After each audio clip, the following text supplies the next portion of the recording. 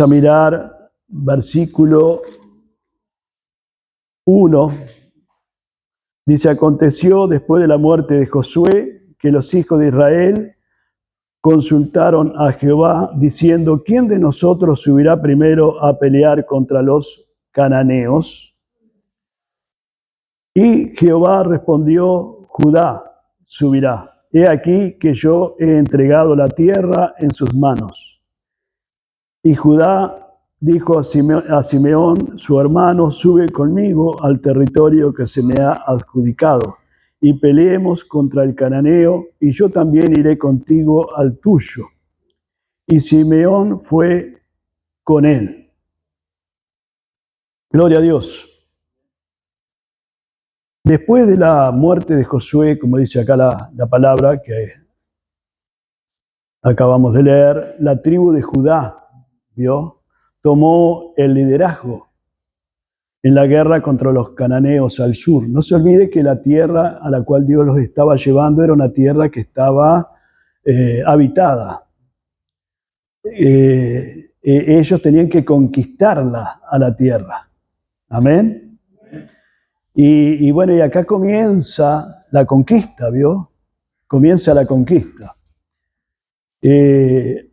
Encontramos acá que a pesar de que Dios prometió darles la victoria a Judá, ya el pasaje dice que Dios ya se la había entregado.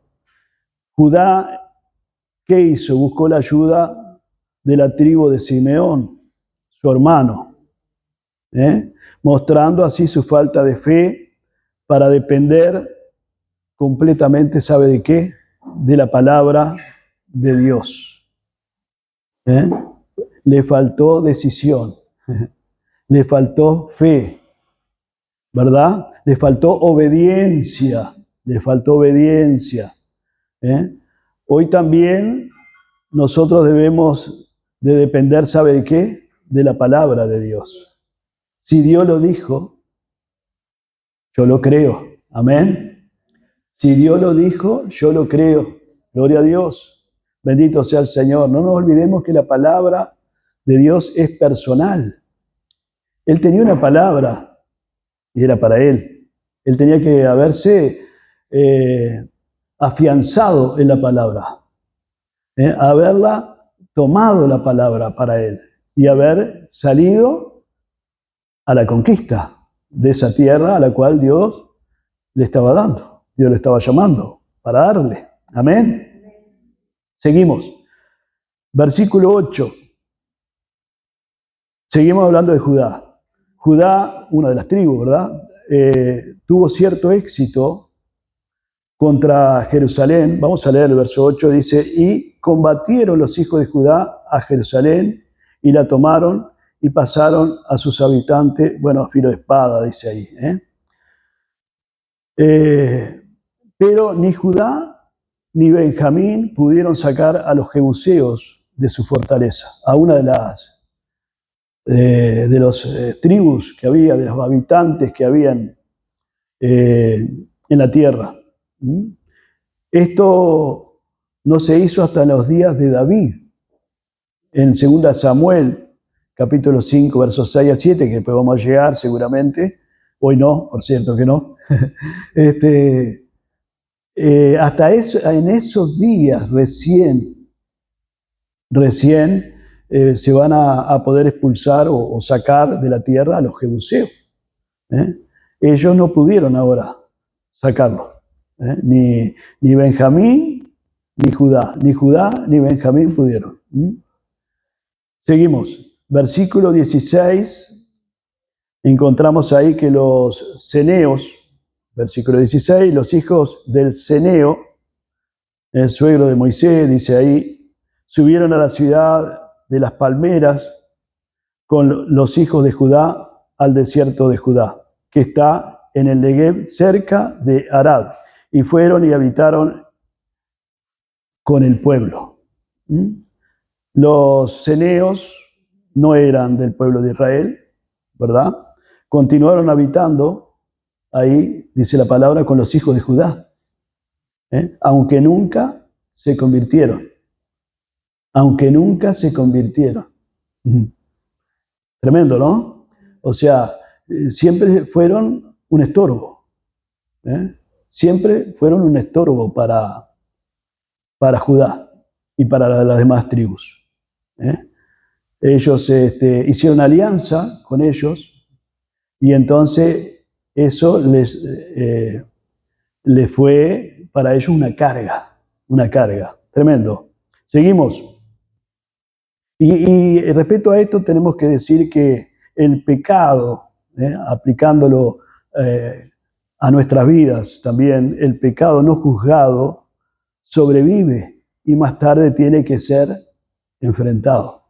Si ellos hubieran tomado cuenta de un principio no hacer alianza con el enemigo, no hubieran tenido problemas más adelante. Y comparándolo con el pecado que nos asedia, porque sabe que el pecado a todos, aún a nosotros que creemos en Cristo, el pecado nos asedia también, ¿verdad? Y tenemos que cuidarnos, ¿verdad?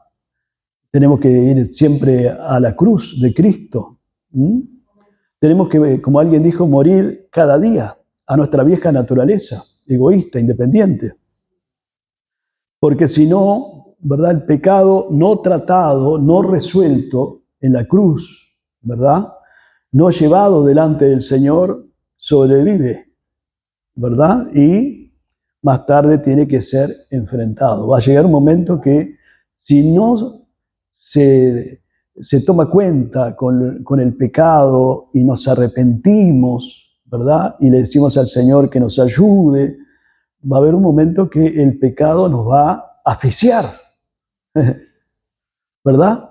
Hay gente que a veces dice, no, es un pecadillo, pero en realidad no hay pecadillos. El pecado es pecado.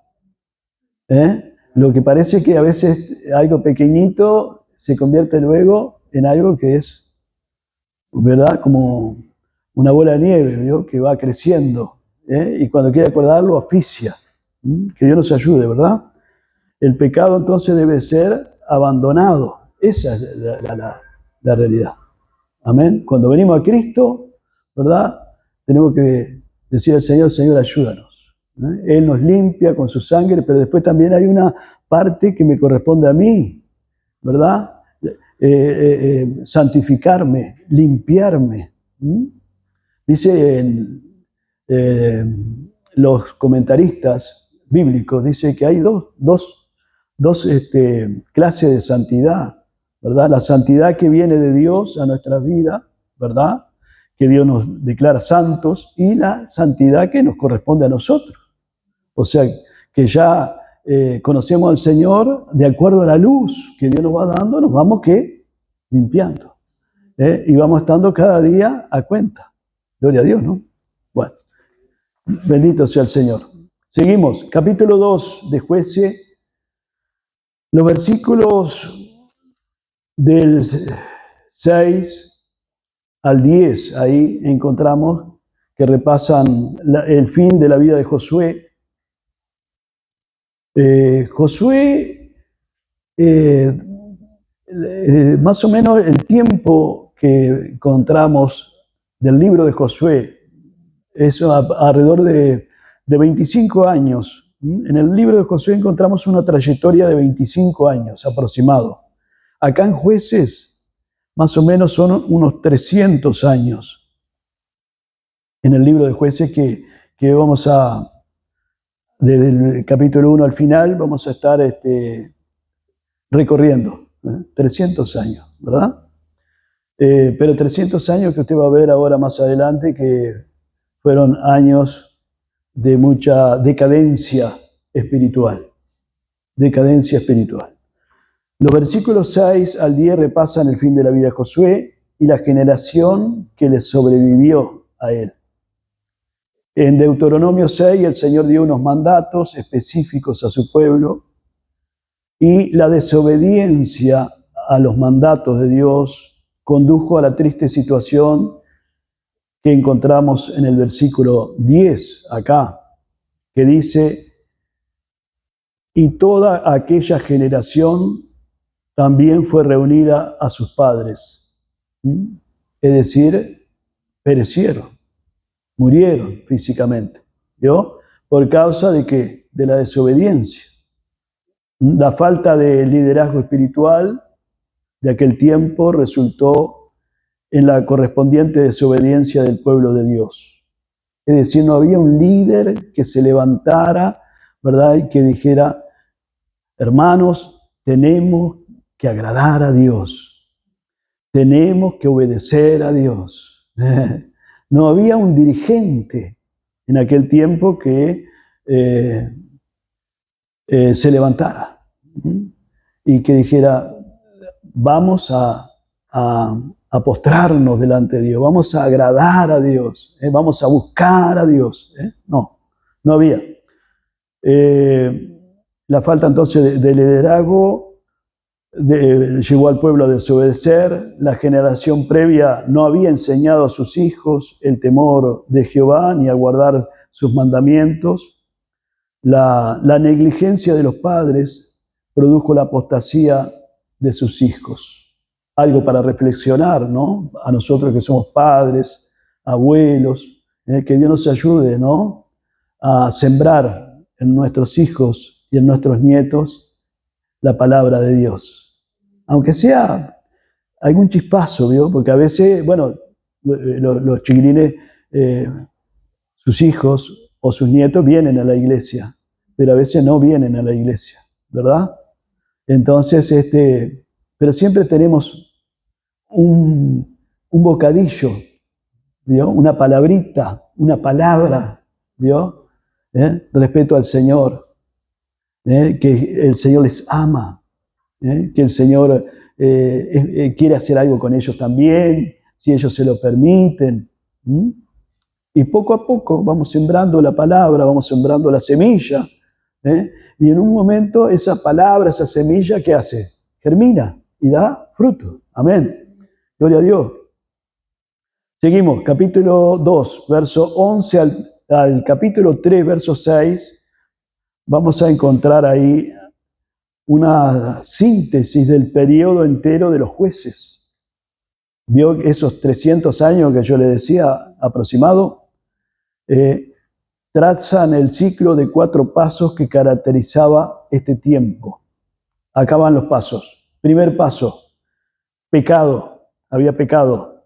Segundo paso, ¿qué había? Servidumbre. Por causa de que pecaban, venía el enemigo, se les llevaba las cosechas y además a veces se los llevaban a ellos también en cautiverio. Tercer paso, había súplica, había ruegos, se arrepentían. Y el cuarto paso, Dios levantaba un juez, que era el juez, ¿sabe quién era, no? Era como un gobernador de aquel tiempo. Era como un gobernador, un dirigente, ¿vio? Y Dios lo levantaba y lo usaba y les daba la libertad, ¿verdad? Este patrón de comportamiento, ¿me va entendiendo? ¿Me va siguiendo? ¿Sí? Este patrón de comportamiento también se ha descrito como rebelión, se rebelaban, ¿vio? Retribución, porque lo que el hombre siembra, ¿qué pasa? Cosecha, ¿sabía? Sí. Y luego arrepentimiento. Claro, cuando como está dicho, cuando el zapato aprieta, ¿vio? Clamamos, nos arrepentimos. Y entonces Dios en su amor y en su misericordia les levantaba un gobernador, un libertador, ¿verdad? Y les daba un tiempo de descanso. Digo, el tiempo estaba supereditado, ¿sabe a qué? No a que Dios decía, bueno, ya está, ya no les doy más tiempo de descanso. Estaba supereditado a lo que ellos hacían. Porque vez tras vez, ¿qué hacían? Lo mismo. Se rebelaban, Dios permitía que vinieran los enemigos, se arrepentían y Dios les daba descanso.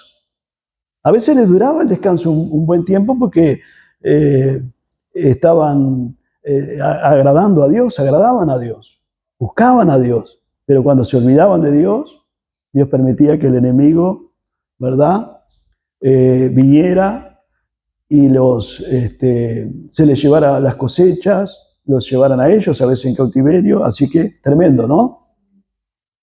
Este resumen, hermano, de Jueces, en los versículos 11 al 19, después usted léalo,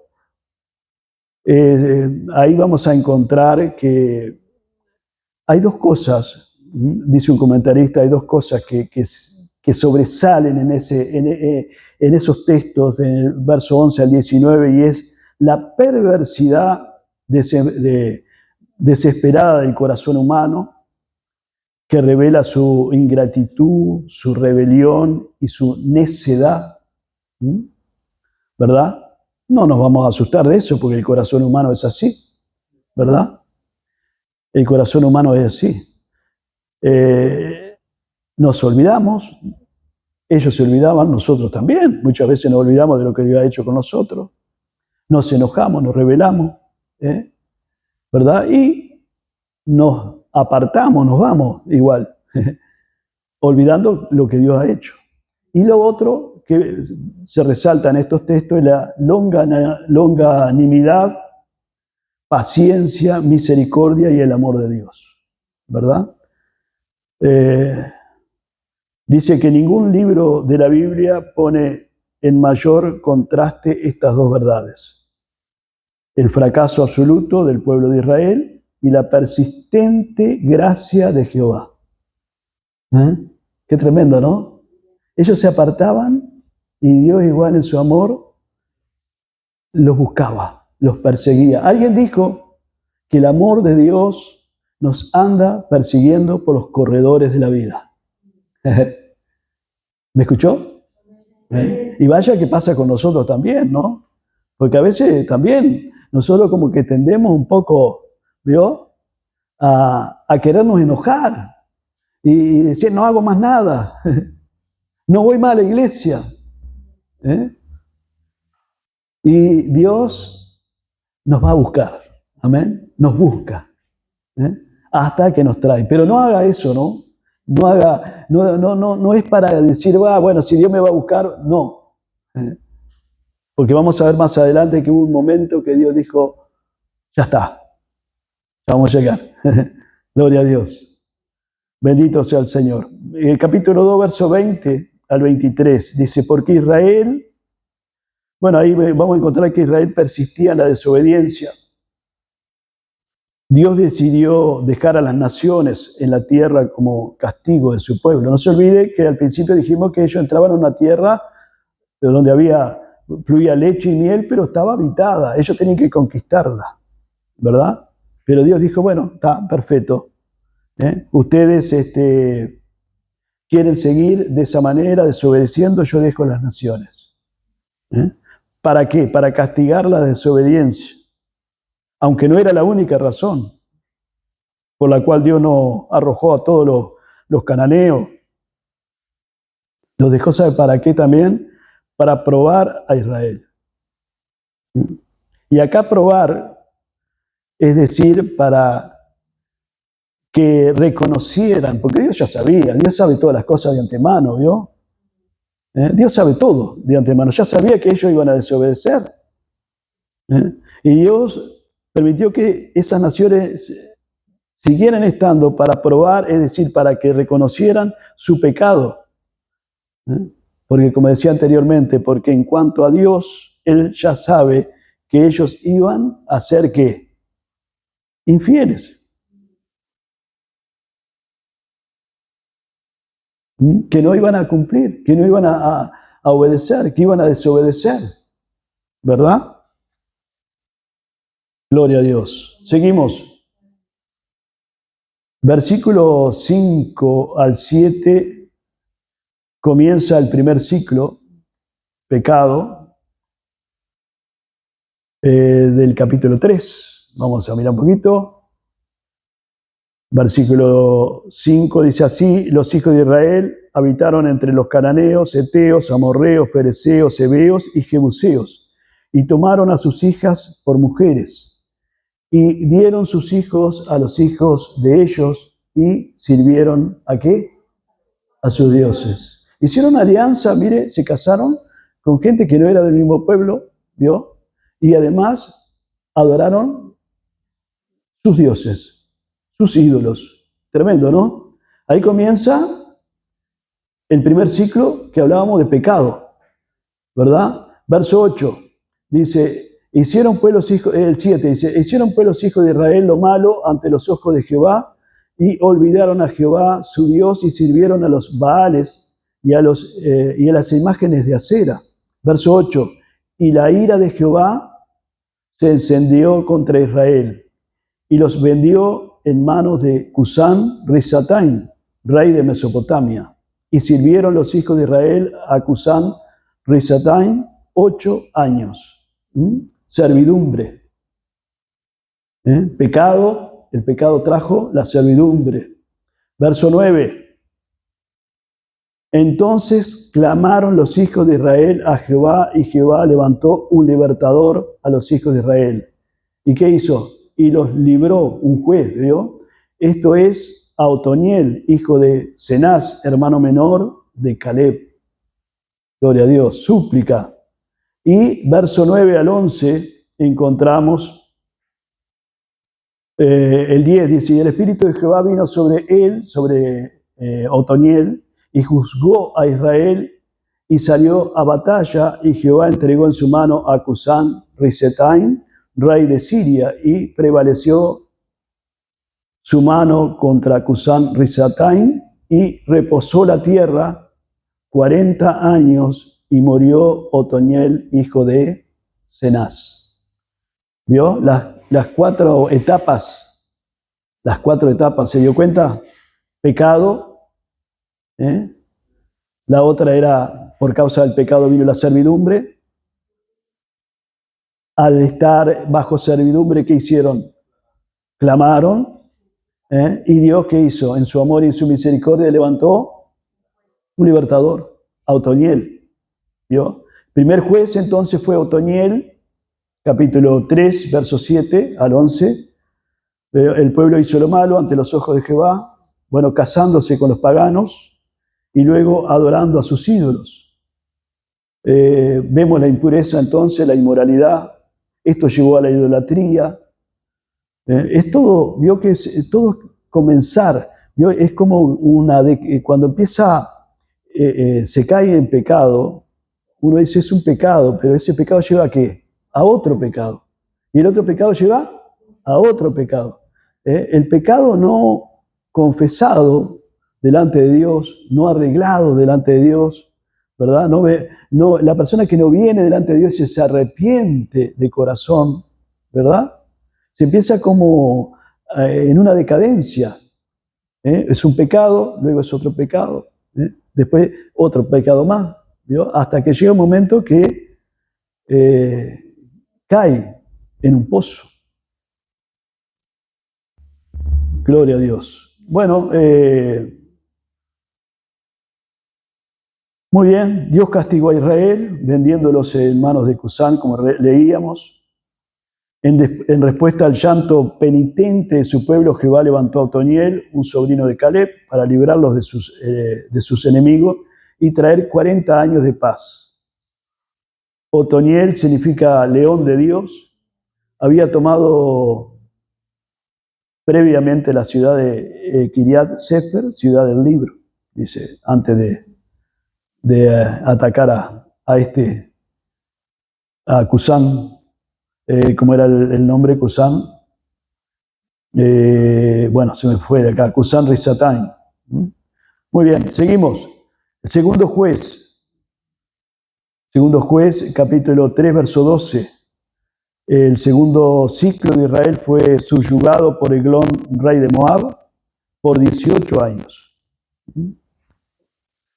El líder militar que Dios dio a Israel en este tiempo fue Ahod, era un hombre zurdo de la tribu de Benjamín. Este es el segundo juez. Israel entonces reposó durante 80 años, luego que le dio la libertad por medio de Ahod. Acá ya van dos, Otoniel y Ahod. Otoniel era de la tribu, ¿sabe de cuál? De Judá, la tribu más poderosa de Israel. Y Ahod era de Benjamín, que era la tribu, ¿sabe cuál? Más pequeña, la más pequeña. Y esto nos habla, ¿sabe de qué? De que Dios puede usar lo más grande o lo más pequeño. Amén. Así que no se sienta inferior, porque Dios echa mano del que aparentemente es grande, aunque todos somos pequeños delante de Dios, ¿no? Y usa también de los más pequeñitos. Gloria a Dios, ¿no?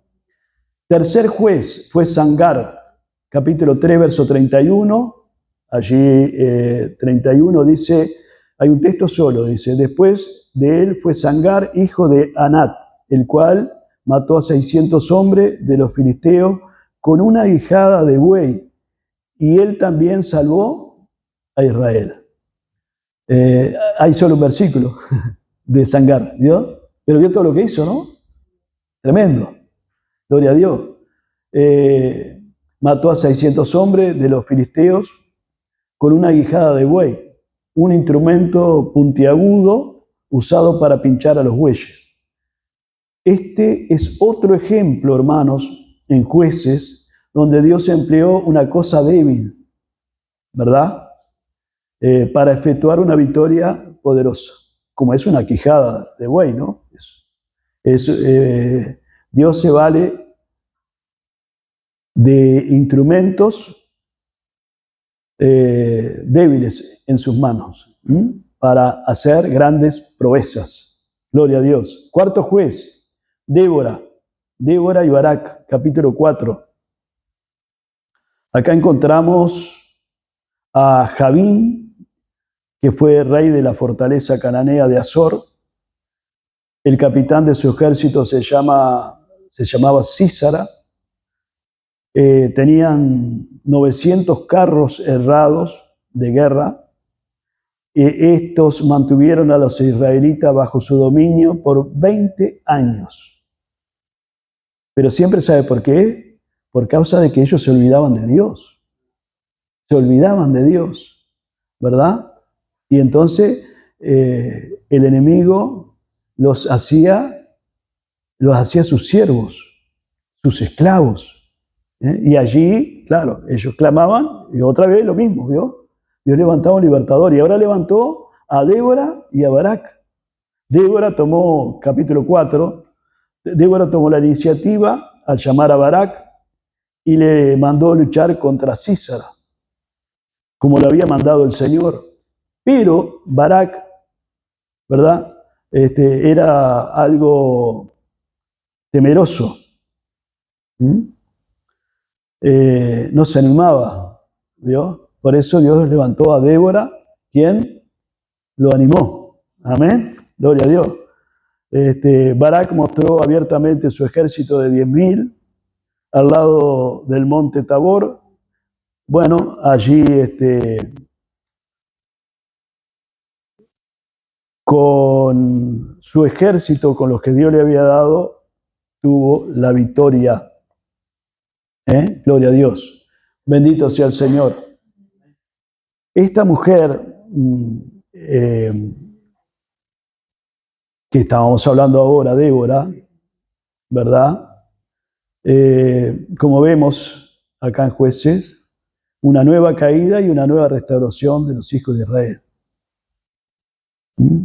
El libro de Jueces, como ya lo mencionábamos de un principio, es de subidas y de bajadas, como muchos creyentes, ¿verdad? Subimos y bajamos, ¿verdad? En el capítulo 3 son los moabitas quienes representan la corrupción carnal. Aquí es Jabín, rey de Canaán, ¿verdad? A causa del pecado, como ya dijimos, son vendidos a Jabín. Débora fue una mujer de Dios. El Señor fue que determinó que la guerra fuese hecha por una mujer. Si Dios se sirve, como ya decíamos anteriormente, ¿no?, de instrumentos débiles, porque generalmente la mujer es un instrumento débil, frágil, ¿verdad? Y acá la pregunta, ¿no? Si se sirve, ¿verdad?, de instrumentos débiles o frágiles, ¿por qué no? Dicen las hermanas de mí. Y nosotros también decimos, ¿por qué no? De nosotros, decimos los varones, porque nosotros también nos consideramos que somos débiles, que somos frágiles, ¿verdad? Muchas veces para hacer la obra del Señor. Esta mujer era una jefa de hogar, ¿verdad?, que Dios quiso echar mano de ella. Era una mujer de confianza, una mujer de Dios y una mujer de confianza.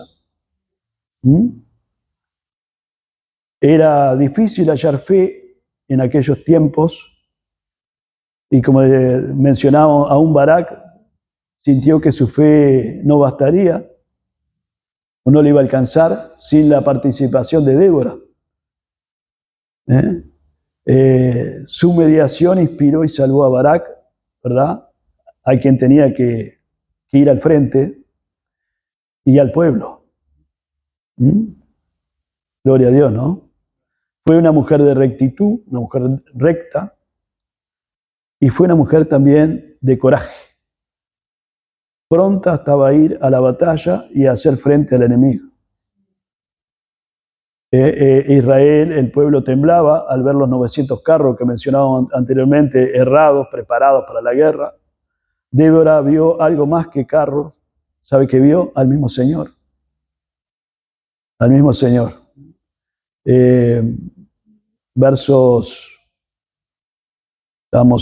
Vamos a mirar el verso 13, capítulo 4, verso 13. Mire lo que dice la palabra del Señor acá. Dice, y reunió Sísara todos sus carros, 900 carros cerrados, con todo el pueblo que con él estaba, desde Eroset Goín hasta el arroyo Sison. Entonces Débora dijo a Barak, levántate, porque este es el día en que Jehová ha entregado a Sísara en tus manos. ¿No ha salido Jehová delante de ti? Y Barak descendió del monte de Tabor, y 10.000 hombres en pos de él. Y Jehová quebrantó a Sísara, a todos sus carros y a todo su ejército, a filo de espada delante de Barak. Y Sísara descendió del carro y huyó a pie. Gloria a Dios. Ella veía entonces algo más que carros, ¿vio? Veía a quién. Al Señor. Al Señor, gloria a Dios. Que Dios nos ayude a nosotros también, ¿verdad? ¿Cuántas veces vemos nuestras situaciones, ¿no? Y decimos, está brava la cosa, ¿no? Pero que Dios nos ayude a levantar nuestros ojos y a ver que por encima de toda situación está el Señor. Gloria a Dios. Fue Jehová quien desbarató a Sísara, al ejército enemigo. Débora y Barak solamente fueron, ¿qué? Instrumentos, nada más. Gloria a Dios. Y sabe una cosa, el telescopio de la fe siempre descubre, ¿sabe qué? La presencia de Dios. Por eso, de principio a fin, nuestra vida, hermanos, es por fe, no por vista. Gloria a Dios. Bendito sea el Señor. Capítulo 5, Dios le da la victoria, y en el capítulo 5 hay un cántico, el cántico de Débora y de Barak. Un himno, ¿sabe de qué? De victoria. Un himno de victoria. Gloria a Dios. Porque Dios les dio la victoria. Bendito sea el Señor. Todo el capítulo 5, ellos alaban a Dios por todo lo que Dios les había dado. Dice el verso 16, ahí por ahí, dice, entonces Débora recordó a aquellos, bueno, porque hace alusión a todos los que fueron, ¿vio? Verso 6 dice, entonces describe las condiciones en los días de Sangar, los peligros eran tales que quedaron abandonados los caminos, los viajeros usaban rutas menos directas para evitar el contacto con cuadrillas de bandidos, En las aldeas temían salir de sus hogares, es decir, hasta que Débora, que fue levantada. ¿Vio? Es un cántico a lo que había pasado, una adoración a Dios, ¿verdad? Que mientras Dios no intervino, la situación estaba muy difícil. Verso 8 dice, pero porque el pueblo se había vuelto, claro, el tema era que se habían vuelto a la idolatría. La tierra fue entregada a sufrir guerras, derramamiento de sangre, e Israel no tuvo armas con que pelear. Pero cuando Dios levantó a Débora y a Barak, algunos gobernadores y otros del pueblo, ¿qué hicieron? Cobraron ánimo y se presentaron para ayudar. Cada vez que Dios levantaba a algún libertador, algún juez, cobraban ánimo y se sumaban, ¿vio? Se sumaban. Gloria a Dios, porque juntos podemos siempre más, ¿vio? Solos, no, pero juntos sí. Amén. Gloria a Dios. Bendito sea el Señor. Por eso siempre estamos, hermano, ore por mí. Oren, oren, oren, ¿vio? Entonces, todos oran por aquel, ¿vio? Y después todos oran por aquel otro, y así. Bendito sea el Señor. Porque nadie dice, no, yo no preciso que nadie ore por mí. Yo oro por mí mismo, por mí. Claro que oramos por nosotros mismos, pero siempre necesitamos de los demás. Lo mismo que para hacer la obra, ¿vio? Cuanto más se sumen para hacer la obra, mejor, ¿vio? Cuando salimos a evangelizar, es bueno salir lo más que podamos, ¿verdad? Cuando hay que pintar el templo, es bueno que estén los que más puedan, ¿verdad? Y así cada tarea, ¿no? Y bueno, cobraron ánimo y se presentaron para ayudar. Había hombres de Efraín, hombres de Benjamín, de las distintas tribus, ¿vio? ¿Se acuerda que eran 12 tribus? Eran los 12 hijos de Jacob. ¿Se acuerda de Abraham, Isaac y Jacob? Abraham, el padre de Isaac. Isaac es el padre de ¿quién? De Jacob. Y Jacob es el padre de las 12 tribus, de los 12 hijos. Dios le dio 12 hijos y de ahí salieron las 12 tribus de Israel. Y bueno, se sumaron, ¿vio? Benjamín, después hombres de Maquir, la tribu de Manasés, y hombres de Zabulón y Isaacar. Entonces Débora recordó a aquellos que no vinieron también para ayudar en el cántico, ¿vio? Recordó a los que vinieron y recordó también a los que no vinieron para ayudar. A Rubén dice que tuvo grandes propósitos del corazón de ir a ayudar contra la guerra ahí, ¿vio? A ayudar a Débora y a Barak contra Císara y su ejército, ¿verdad? Pero se quedó entre los rediles, entre donde, ¿sabe qué quiere decir? Entre las ovejas, cuidando las ovejas. Galad, que es de Gad, no pasó el Jordán, estaba del otro lado, no vino para unirse a la batalla. Dan, que es otra tribu, se estuvo junto a las naves, a los barcos de aquella época, y no vino. Y Aser se quedó ociosamente a la ribera del mar. ¿Sabe qué? Las escrituras, la palabra de Dios, apuntan cuidadosamente a los que pelearon en la batalla y los que se pararon pasivamente. ¿Vio? Muestra tanto a los que pelearon como a los que no. A los que se quedaron mirando nomás. ¿Vio?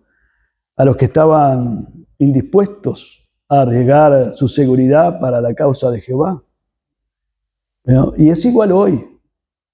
Hoy en día, el Señor sabe quiénes son los que activamente se enfrentan al mundo y al diablo y los que se quedan. Y simplemente, ¿sabe qué hacen? Miran, ¿verdad? Vendrá el tiempo, un tiempo de recompensa, como dice 1 Corintios capítulo 3, versos 10 al 15, que será también un tiempo, ¿sabe de qué? De pérdida para algunos. Amén. Pero no se trata de señalar, en el caso nuestro, a los que están o a los que no están. Se trata de que yo esté. Amén. De que yo esté. ¿Me entiende?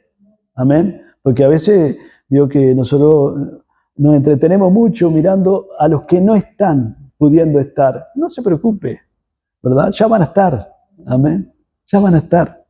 Y si no están, bueno, estoy yo, amén, gloria a Dios, bendito sea el Señor. Bueno, Zabulón y Neftalí actuaron con valentía, arriesgando sus vidas por Jehová, sin pago, no llevaron ganancia alguna. Dice el verso 18 al 22, ¿no?, del capítulo 5. Se pusieron en medio de la batalla contra los reyes de Canaán. Dios estaba con ellos. Verso 23 al 27, hubo otro que se llamó Meroz, que fue señalado para ser maldecido porque no vinieron al socorro de Jehová. Los varones de esta ciudad se mantuvieron neutrales cuando hubo necesidad de ayuda contra el enemigo. Solo Jael, viviendo en una tienda, fue bendita por su denuedo y astucia en la destrucción de Sísara. Bueno, ¿vio? Qué tremendo, ¿no? ¿Me va siguiendo? Gloria a Dios. El capítulo 5, entonces, verso 1 al 23, usted después léalo. Habla veo que mencionábamos ahora de Zabulón y Neftalí, que expusieron su vida. Versículo 18 del capítulo 5, dice, el pueblo de Zabulón expuso su vida a la muerte y Neftalí en las alturas del campo. También en el Nuevo Testamento encontramos a Pablo y a Bernabé que expusieron su vida en Hechos capítulo 15, verso 26. ¿Quién no ha escuchado hablar también de Priscila y Aquila, que expusieron su vida por Pablo? Romanos capítulo 16, verso 4. Y en Apocalipsis habla de que algunos menospreciaron su vida hasta la muerte. Apocalipsis 12, 11. Ahora, ¿por qué Meroz, que habla acá, no fue a la lucha? ¿Por qué no fue a la lucha? Porque nos preguntamos, ¿por cobardía? ¿Porque eran pocos? ¿Porque estaban indiferentes? Si era por cobardía, ¿será que pensaban que el enemigo era muy fuerte? Tal vez decían, otros lucharán, ¿verdad? Pocos, pensaban que eran pocos. Somos pocos, no hay talento entre nosotros, no hay dinero. Indiferencia, ocupaciones propias. Bueno, Lucas habla de 14, en el capítulo 14, verso 18 al 20, habla justamente del llamado que muchas veces se hace y todos se excusan. ¿Mm? Qué tremendo, ¿verdad? Lo de estos varones de este pueblo Meroz. ¿Quiénes eran? ¿Quiénes eran los de Meroz? ¿Sabe que la Biblia, la palabra de Dios, no especifica qué tribu exactamente pertenecían? Lo que sí dice que estaban ubicados dentro del territorio asignado a las tribus de Israel, a las tribus del norte. Posiblemente estaban por ahí por donde estaban Neftalí y Zabulón. Sin embargo, de Neftalí y Zabulón se dice que ellos se expusieron. No se sabe si eran netamente del pueblo de Israel o eran de otras nacionalidades o tribus que habían quedado en el pueblo dentro del territorio asignado a Israel y que se habían mezclado con las tribus de Israel. Recibieron un castigo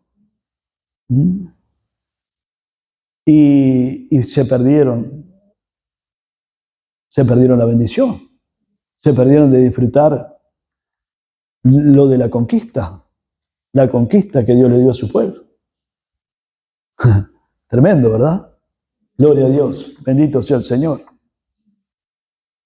Gloria a Dios. Que Dios nos ayude, ¿verdad? Bendito sea el Señor. ¿Vio cuántas cosas pasan en el libro de Jueces? Y vamos recién en el cuarto juez. Después viene el quinto juez, que fue Gedeón. ¿Se acuerda de Gedeón? El quinto juez. Que Gedeón quiere decir talador o cortador. Era o gran guerrero.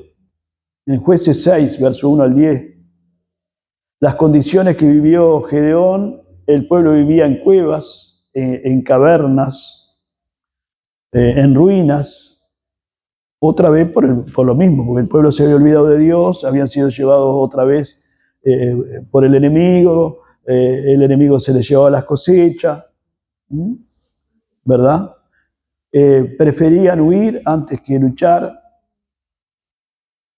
El pueblo estaba muy desanimado, sufrieron una gran pobreza. Capítulo 6, dice: los hijos de Israel hicieron lo malo ante los ojos de Jehová, y Jehová los entregó en mano de Madián por 7 años. Y la mano de Madián prevaleció contra Israel, y los hijos de Israel, por causa de los madianitas, se hicieron cuevas en los montes y cavernas y lugares fortificados.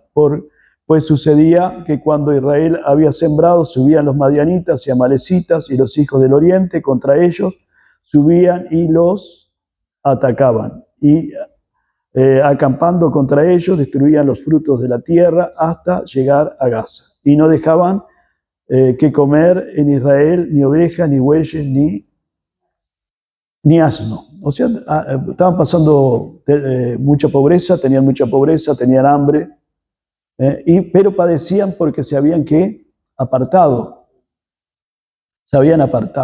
de Dios. Como último recurso, ¿qué hicieron? Clamaron a Dios. Verso 6 dice: de modo que empobrecía Israel en gran manera por causa de Madián, y los hijos de Israel clamaron a Jehová. Amén. Como último recurso. Y dice que reconocían su desobediencia. Verso 8 al 10. En esta situación, Dios se le aparece a Gedeón, lo llama, él está trabajando. Dios siempre usa a los que están trabajando. Y iba a hacer algo semejante a lo que estaba haciendo. Gloria a Dios, pero para Dios. Bendito sea el Señor. El ángel, se le presenta un ángel, la cristofanía o teofanía, que en el Antiguo Testamento, que ya lo hemos hablado eso, la aparición de Jesús, preencarnado, la segunda persona de la Trinidad. El mensaje del ángel le hizo confrontar algunas de estas contradicciones que tenía Gedeón, porque Gedeón tenía algunas contradicciones. Él le dice en el verso 12: Jehová está contigo. La respuesta de Gedeón, mire qué contradicción, ¿no? Ahí refleja justamente la primera contradicción. Si Jehová está con nosotros, dice Gedeón, ¿por qué nos está pasando lo que nos está pasando? A veces nosotros también, ¿verdad? Que cuando estamos enfermos o cuando vio un problema que no podemos pagar algo y después decimos: ay, ¿por qué? Si Dios está conmigo, ¿cómo no me sana? Si Dios está conmigo, ¿por qué no pude pagar esto? ¿Me explico? Varón esforzado y valiente, le dice el ángel. La respuesta de Gedeón es la segunda contradicción. Miraba la grandeza del enemigo y su falta de recursos. Nos pasa igual a nosotros, ¿no? Cuántas veces nos desanimamos, nos desmotivamos también. Nos desanimamos y nos desmotivamos. Pero gracias a Dios que Dios siempre va al grano. Dios va al grano. Gloria a Dios. La condición del pueblo era real, estaban entregados, viviendo en cavernas, como leíamos, atacados, sus frutos eran destruidos, devastados, se empobrecían, pero había una realidad mayor y era que Dios estaba, ¿qué? Presente. Dios estaba presente, como Dios está presente en cada una de nuestras realidades, hermano, en cada una de nuestras situaciones. No crea usted que Dios no está con usted. Dios está con nosotros. Gloria a Dios. Lo digo con propiedad, porque lo hemos vivido en este tiempo, en nuestra familia. Había momentos difíciles, pero Dios estaba siempre. Gloria a Dios. Gloria a Dios. Bendito sea el Señor.